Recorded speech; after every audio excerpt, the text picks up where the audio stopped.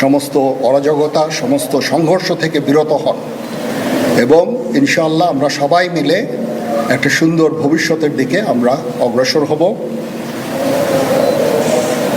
প্রতিটা হত্যার বিচার করা হবে, প্রতিটা অন্যায়ের বিচার হবে।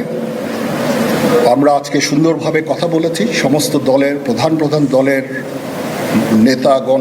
নেতারা এখানে উপস্থিত ছিলেন।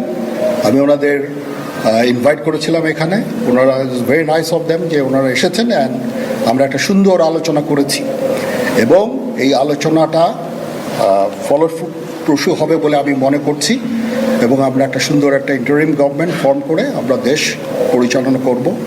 মাননীয় প্রধানমন্ত্রী পদত্যাগ করেছেন এবং এখন একটা ইন্টারিম গভর্নমেন্ট ফর্ম করে আমরা আমাদের কার্যক্রম পরিচালনা করব।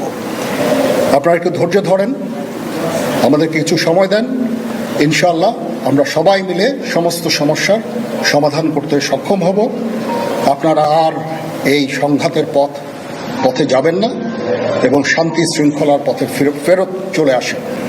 আমাদের দেশের অনেক ক্ষতি হচ্ছে, অর্থ সম্পদের ক্ষতি হচ্ছে, জানের লোকজন মারা যাচ্ছে। তো এগুলো থেকে আপনারা বিরত হন এবং আমাদের সাহায্য করেন। আমি সমস্ত দায়িত্ব নিচ্ছি, আপনারা আমাকে সাহায্য করেন। সবাইকে ধন্যবাদ। আল্লাহ হাফিজ।